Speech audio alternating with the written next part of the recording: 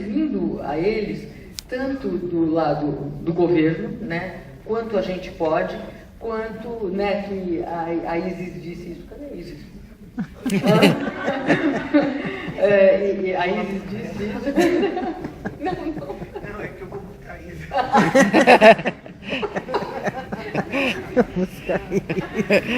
Enfim. E se educação ambiental não é jogar papel na rua, é uma educação cidadã, né, digamos.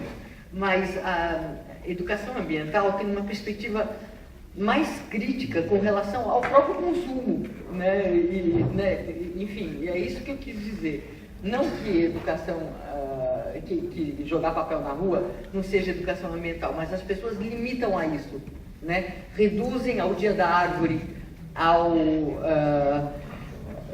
enfim, a não jogar papel na rua. E não é bem isso, educação ambiental. É muito mais próximo do exemplo que a Silvana deu, que é um olhar para a água do planeta, e não para a tua própria água que está aqui, né, para a tua conta de luz, para a tua conta de água, mas é questionar um sistema que usa energia elétrica de onde vem, né, e para que tanta energia elétrica, né, ser jogada fora. Eu vi outro dia na televisão que no Japão, por causa do desastre em Fukushima e tal, eles estão repensando toda a sociedade, né? Então está muito calor, agora é verão no Japão, então eles acabaram com os ar-condicionados. Eles estão fazendo as laterais dos prédios, eu não sei se alguém viu, foi na Globo, eu acho, que uma matéria, as laterais do prédio com uma cortina de vegetais, né, de pepino, né, aqui no Brasil teria chuchu também, porque, né, é trepadeira assim, e as pessoas comem o pepino, além de tudo, e baixa, acho que uns 6 graus centígrados, né, no prédio. E eles estão usando leques e as escadas rolantes, que é a coisa mais inútil que existe, né, foram paradas, todas estão com uma fitinha assim, parando.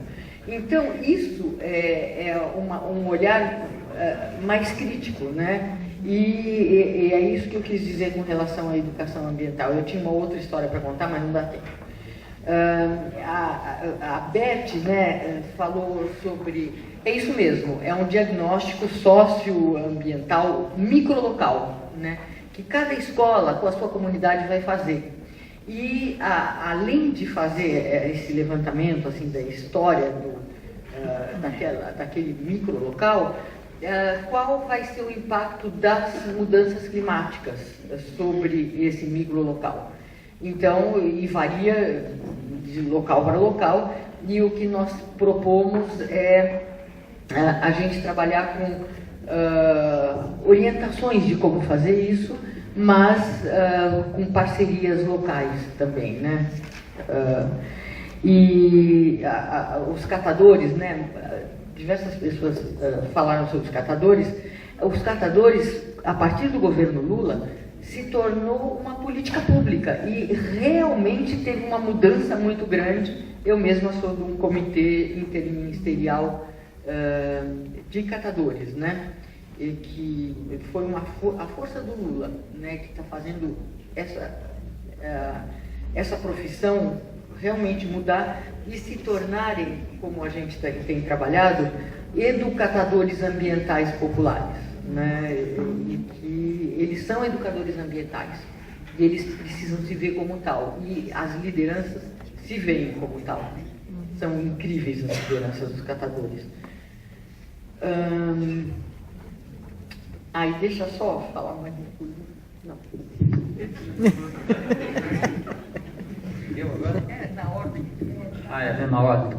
Bom, olha, eu quero dizer aqui para o colega Reis, né, que é o nome do eminente político lá de Pernambuco, que é o seguinte, Nós tivemos aqui um tempo rápido, né, para resumir algumas observações. Eu tentei mais fundamentar do ponto de vista da legislação, da Política Nacional de Educação Ambiental e do Programa Nacional de Educação Ambiental, que a iniciativa de Suzano está absolutamente condizente, né, com a política na esfera federal, que dialoga com os estados para ser política nacional também, com os municípios, tá? Então, inteirando aqui a fala da Raquel, há inúmeras iniciativas hoje que com certeza vão colaborar e vão dialogar com essa iniciativa importante de Suzano, que inclusive a gente quer que se difunda para outros municípios, não só de São Paulo, mas do país, né?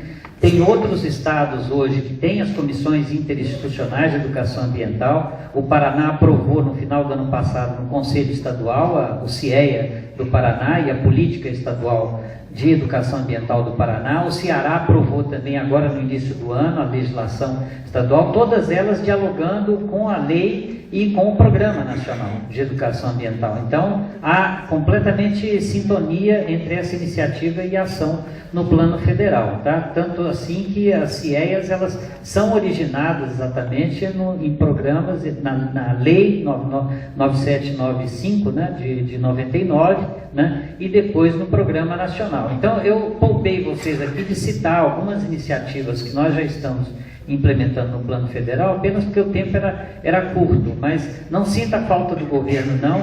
O governo também não pode sentir falta da sociedade. Aliás, eu acho mais dramático é o governo sentir falta da sociedade e o Congresso sentir falta da sociedade no momento agora que a sociedade tem que colocar os dois pés dentro do Senado Federal e dizer não naquele relatório do Código Florestal que está lá. Entende? Por quê? Porque é uma lógica perversa, sabe? Nós temos eleições de 4 em 4 anos, então se faz um grande movimento da política e depois, na entre-safra eleitoral, um esforço todo de disseminar na sociedade a apatia política. Nós temos que enfrentar isso. Por isso que eu coloquei desde o começo o artigo 225.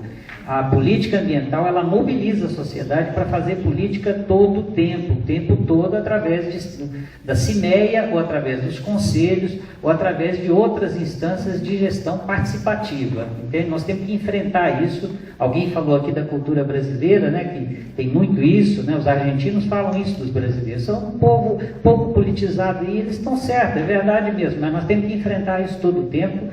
E a educação ambiental, por isso não é neutra, ela tem que fazer esse trabalho de educação política. Nós temos que participar todo o tempo, tá? Então, apenas para enfrentar um pouco o desafio que eu agradeço a Raiz de ter feito aqui. Agora, quanto ao placar que foi colocado lá, eu vou dizer que eu digo o seguinte: primeiro que o prefeito, a secretária e a Michele, né, e a Henriqueta já marcaram um gol aí, alguém falou, né? Então, de 0 não tá, o São Paulino, o que falou aqui.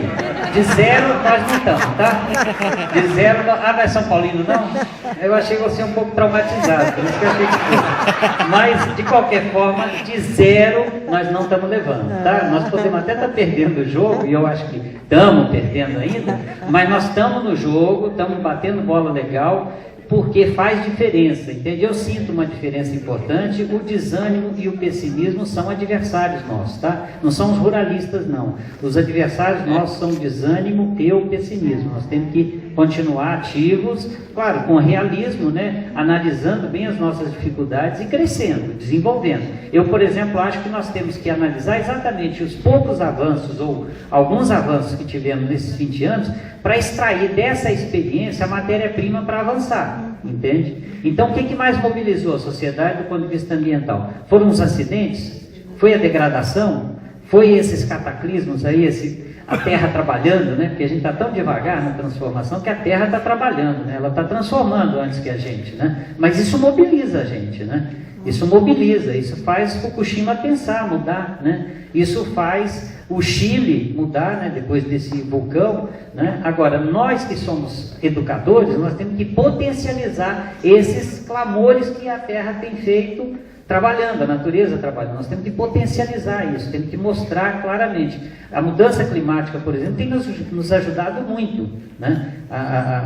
Em vários aspectos, que tem colocado em questão, né, a questão energética, tem colocado em dúvida uma série de bases desse sistema, né? Mas ainda não é suficiente para questioná-lo como um todo. A maior prova de que nós não estamos num período revolucionário é que nós mesmos não conseguimos abrir mão da nossa pegada ecológica insustentável.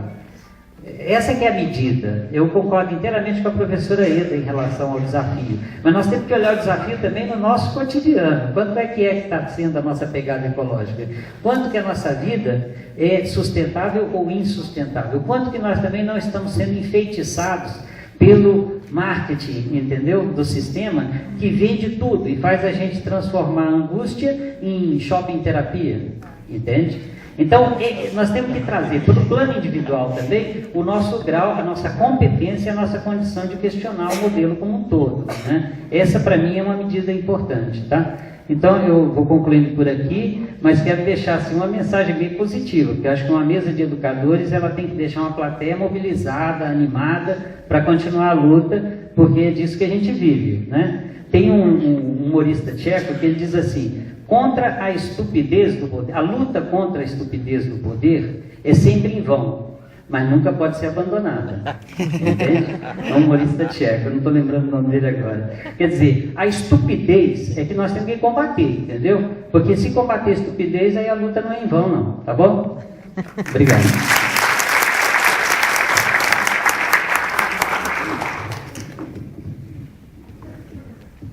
Eu vou tentar não me estender, mas vou tentar responder todas as questões. Eu vou começar pelo questionamento da Ângela, que fala da educação, né, da Secretaria de Educação. Interlocução. Mas antes disso, eu queria dizer, alguém aqui em algum momento falou assim, não, porque vocês, depois das 6 da tarde, viram cidadão, né? Eu me sinto uma cidadã 24 horas por dia, né? E eu trabalho há muitos anos na área de educação e eu falo com muito orgulho que eu trabalhei e trabalho bastante, e apesar de que em algumas periferias a gente sabe que o trabalho é difícil, a gente sabe que a realidade é muito difícil, mas eu posso descrever várias experiências de sucesso, vários trabalhos interessantes. A gente tem muita escola da periferia fazendo bons trabalhos e a gente também tem bons e maus profissionais em todas as áreas, né? Eu acho que a gente não deve generalizar e não ficar esperando que o governo seja sempre o grande pai. Porque, como disse o engenheiro agrônomo ali, quer dizer, a sociedade espera que tudo venha de cima para baixo. E aí é que é o maior engano, porque quando ela vem de baixo para cima, aí é que as políticas públicas se fortalecem. É aí que as coisas acontecem, que independente de mudar governo, aí fica. Então é isso que a gente tem que lutar, para que a gente tenha continuidade. E eu me sinto muito à vontade de estar sentada aqui, saber que a gente tem até diferenças partidárias em alguns momentos, mas eu me sinto muito à vontade aqui conversando, porque eu sei que a causa é a mesma. A gente tem um discurso muito parecido, né? Eu acho que são muitos anos de luta, são muitos anos de um trabalho que a gente vem fazendo, enfim.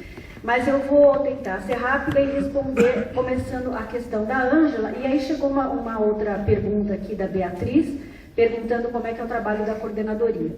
Então é assim, lá na coordenadoria nós temos vários especialistas ambientais, 95% das pessoas são concursados e a gente investe para que eles, porque a gente às vezes pode passar, mas eles estão lá, então a figura deles é muito importante, né? A Renata está aqui, ela sabe disso. Então, o que acontece é o seguinte, a gente tem especialistas ambientais também no interior, a gente espera ter uma aproximação muito grande com as bacias, com as câmaras técnicas, enfim. Em relação à educação, até por eu ter trabalhado lá durante muito tempo, eu tenho um trânsito muito bom, então eu conheço as pessoas, então isso tudo fica mais fácil. Da outra vez que eu encontrei com a Raquel no Fumber, não foi, Raquel? A gente ainda estava comentando sobre isso, porque às vezes quando você conhece as pessoas, o institucional fica mais fácil, então você tem mais acesso, uma receptividade maior, enfim.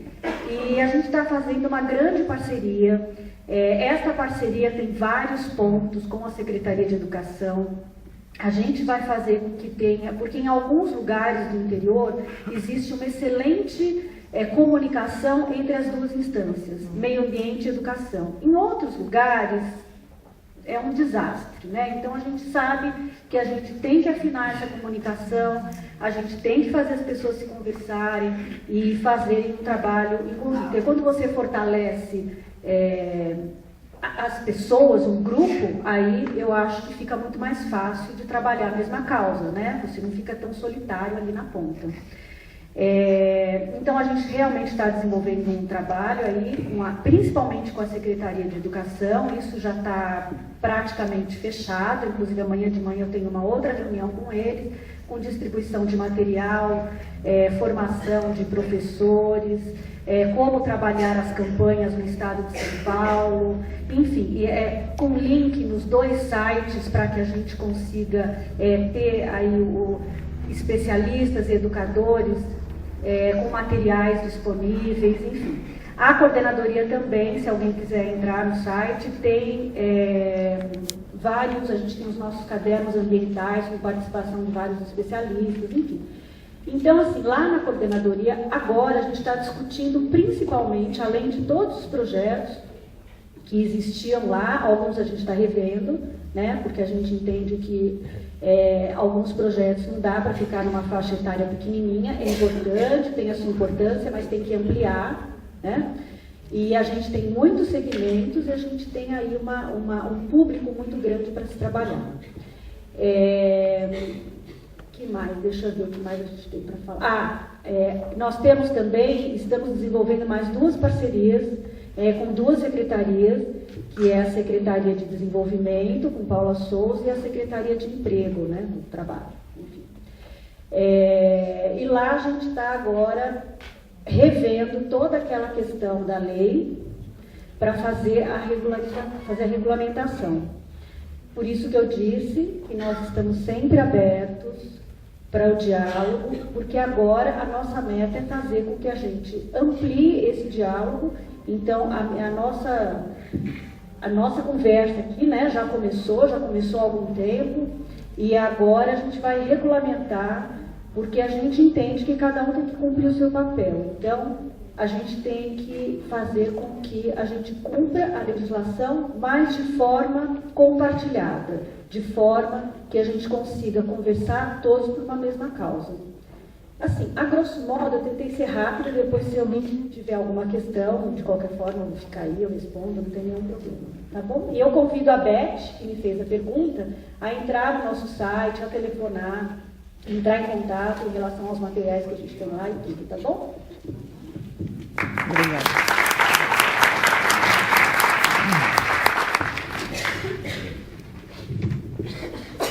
Então vamos lá.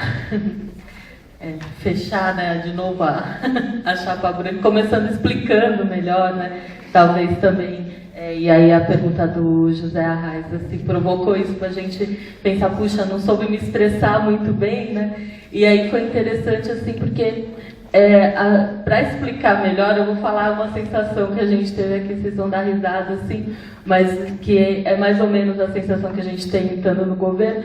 Aqui a gente estava na mesa e eu percebi que todos estavam desesperados para ir no banheiro, porque está muito frio e a gente está bebendo muita água. E a gente via, né, aqui olhando, as pessoas levantavam, iam, voltavam, tal, e a gente querendo ouvir todo mundo, e nessa posição aqui, né, de mesa, digamos assim, ai, não posso levantar, e um desespero, né?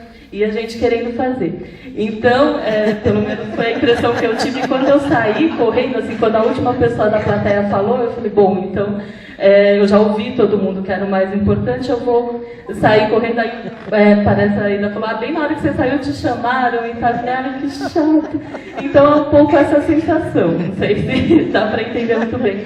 Então, a gente estando no governo, né, e eu sou também funcionária pública concursada, tá, então a primeira coisa que a gente aprende é assim, a gente só pode fazer o que está na lei, né? Então, quer dizer, o que a lei do meu órgão, digamos assim, o estatuto lá do IBAMA diz que o funcionário do IBAMA pode fazer, né? Então, um pouco nesse sentido que a gente fala, né? E aí, acho que foi o que a Raquel também quis dizer. Então, agora, as pessoas que estão fora do governo, não, elas podem fazer tudo que a lei não proíbe, né?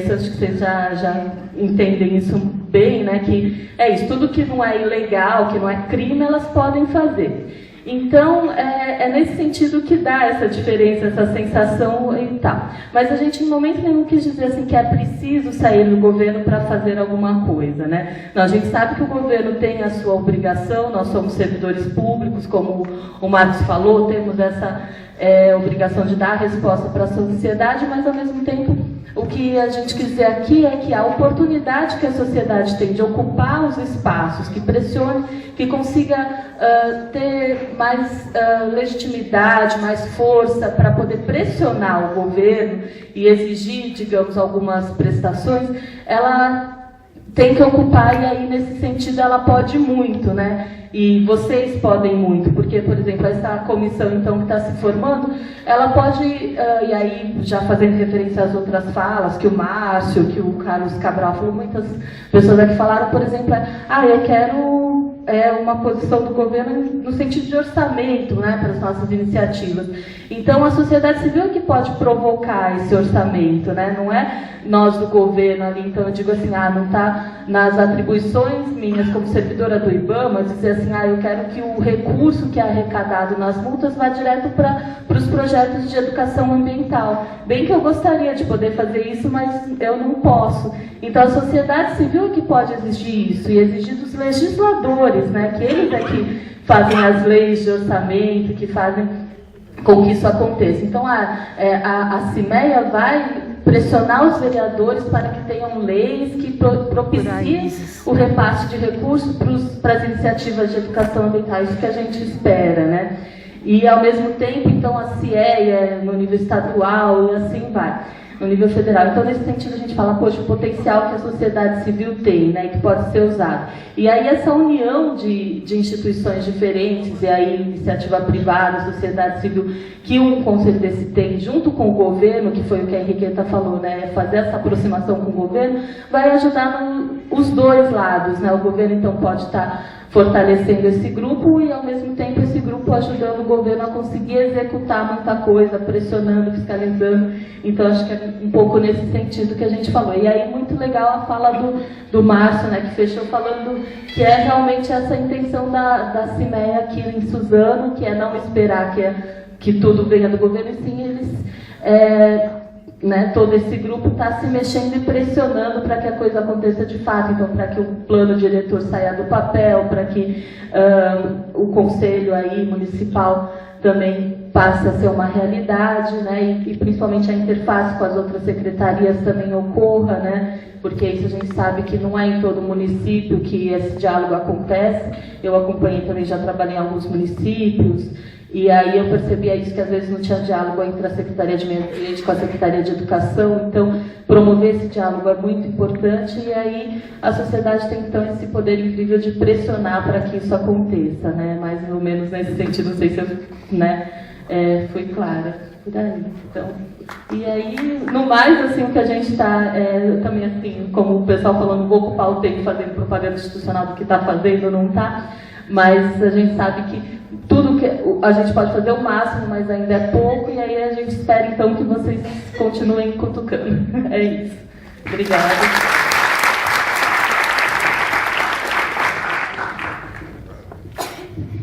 Bom, as perguntas que foram dirigidas a mim são tão amplas e complexas que a gente precisaria ficar falando meses, né? Eu vou tentar dar uma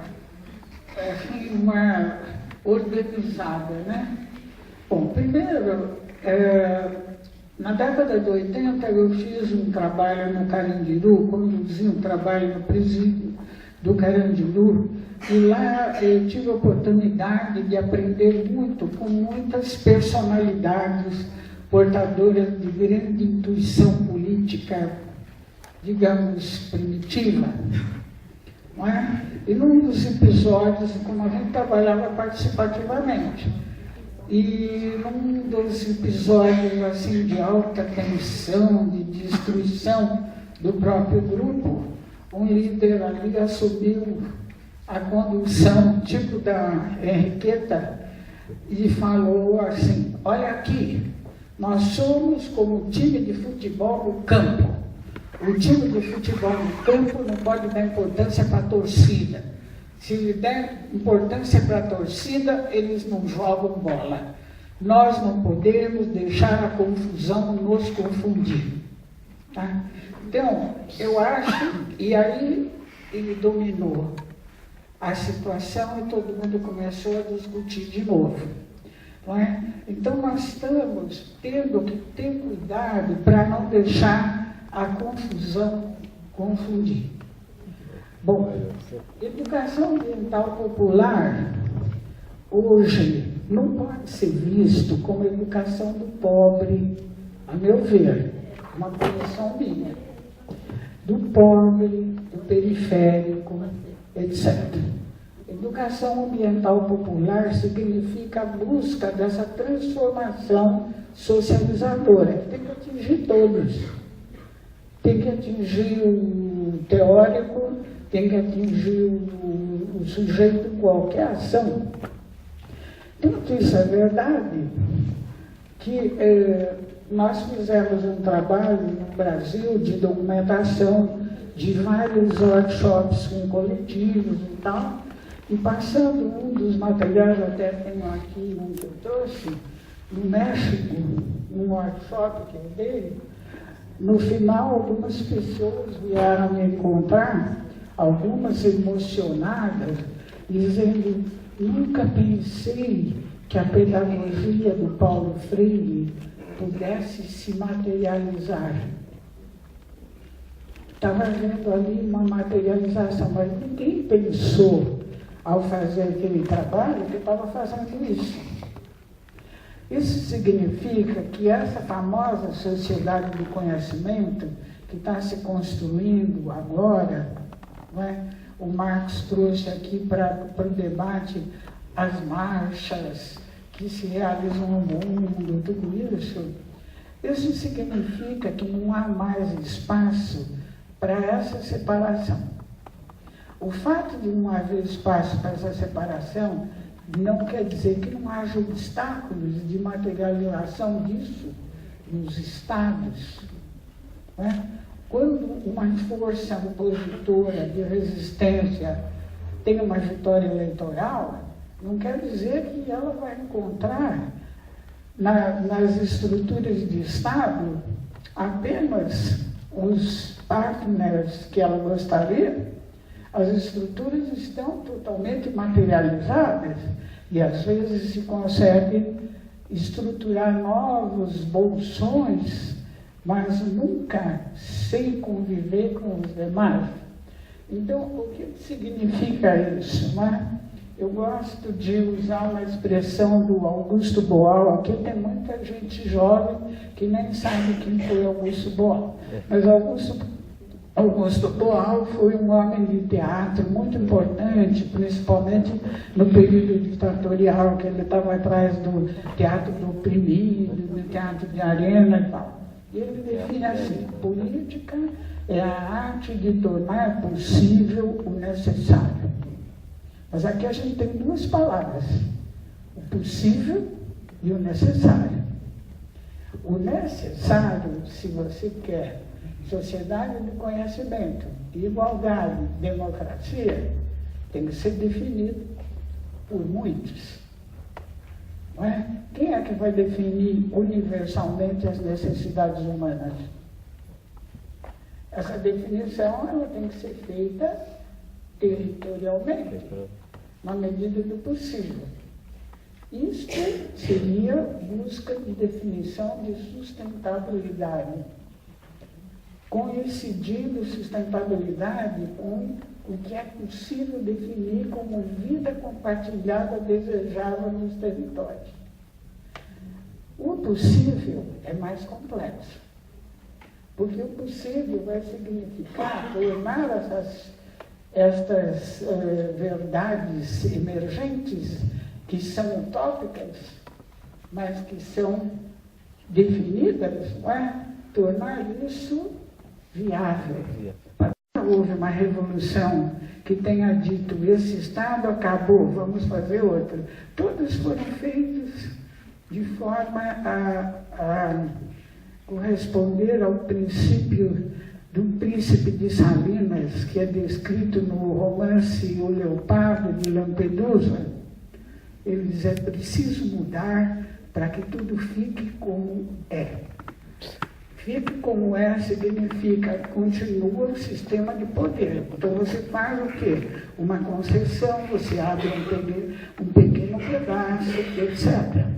Isso faz parte da análise que cada um que compartilha dessa narrativa coletiva utópica desenvolve no território para compreender o que ele pode fazer. Aí é negociação política, aí é articulação. Porque as forças políticas opositoras não se explicitam. Os interesses não são tematizados na esfera pública. Então, o que deve fazer o sujeito que está nessa ação e que compartilha dessa narrativa? A meu ver, contribuir para a desconstrução destes interesses não tematizados, trazendo o máximo possível a discussão para a esfera pública. Isso é uma desconstrução dos obstáculos que são impeditivos da realização daquilo que se decidiu como necessário. Tá? Então, a ação intelectual precisa compreender essas forças políticas que estão legitimando e limitando o possível.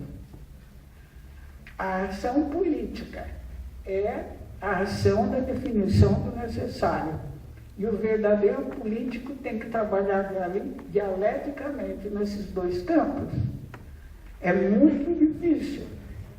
É mais difícil do que ser firme e terno. Porque você precisa saber ceder,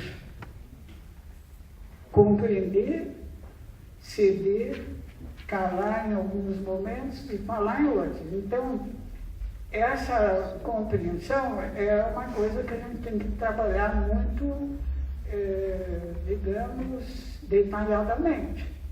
Mas o fato é que o possível é o político. O necessário é o utópico. É aquilo que vocês têm que construir na direção da utopia. Tá? Será sustentabilidade na medida em que for definido nos territórios. Isto não é possível se transformar em ação do Estado assim, só porque eu quero. Não é? Então, esse jogo do possível, ele coloca a imaginação numa direção e limite noutra direção.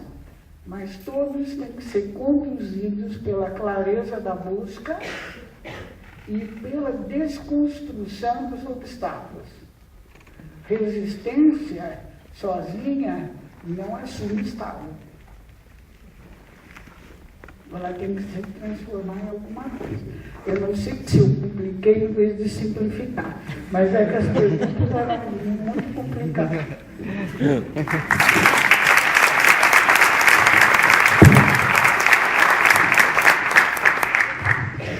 Bom, fica difícil tarefa ter a última palavra novamente, mas enfim, vamos tentar. Eu acho que, como as falas que me antecederam, o que fica muito claro é que nesse momento precisamos de um trabalho de conjunção. Conjunção de forças, conjunção de perspectivas, conjunção até de histórias, porque a história também nos traz um chão, nos traz uma base, nos traz um alicerce. E quando a gente vê toda essa estrutura, né, de fato estamos falando de seres humanos. De seres humanos que estão à busca, todos de uma forma ou de outra nascemos para ser felizes. O tamanho dessa felicidade diz respeito ao tamanho das escolhas que nós fizemos até agora. Então, o histórico que nos traz a este momento, a este município, também traduz uma busca. Em Guarulhos, por exemplo, nós temos um processo muito semelhante. Nós temos um grupo consolidado faz pouquíssimo tempo atrás, terceiro setor, buscando, através de uma formação interna, certo? Compreender melhor que educação ambiental precisamos para o município. Nós estamos já com uma minuta para essa lei, que vai consolidar a política municipal de educação ambiental. Então, nos sentimos muito felizes de estar compondo esta mesa, aprendendo com Suzano, para qualificar mais o trabalho que estamos fazendo. E este exemplo que estou trazendo desse processo de Guarulhos, que neste momento está partindo agora para uma consulta pública, mostra mais uma vez que este momento é um momento de acreditar em utopias, de construir utopias, não no nada, mas no histórico que nos levou a este ponto. E queria concluir trazendo dois dos princípios do tratado que eu acho que refletem um pouquinho as perguntas que foram feitas, que implicam numa busca, numa angústia, isso é muito importante, isso mobiliza, e resume um pouquinho também o que cada um dos elementos que estão aqui na mesa trouxeram para a gente. Inclusive, quando o Lino fala do PRONEIA e traz à tona a questão da Constituição, no PRONEIA, uma das diretrizes que nós temos no PRONEIA é justamente a descentralização institucional e territorial. Isso quer dizer o quê? É um compartilhamento de poder, portanto, um empoderamento da comunidade. E outra diretriz é o quê? É participação e controle social. Então, não é mais hoje, volto a insistir, e respondendo inclusive a questão da última fronteira da iniciativa privada, em momento nenhum a gente quis dizer que a empresa não está sensível, muito pelo contrário, a empresa entende hoje dispensar dinheiro, certo, do seu orçamento para a educação ambiental, entende hoje como um investimento, não mais como um gasto.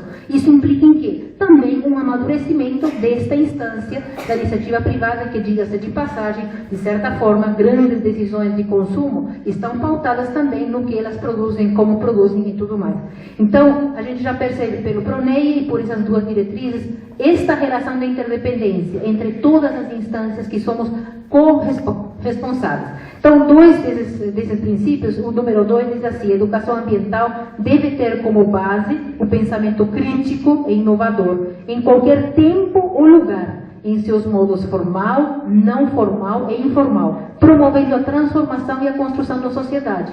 É um pouco a súmula do que nós estamos trazendo nesta mesa, sob diversos olhares: governo federal, governo estadual, governo municipal. Eu faço parte da Secretaria Municipal de Educação da Saúde, certo? E deste GTEA fazem parte meio ambiente, serviços públicos, autarquias como o SAI.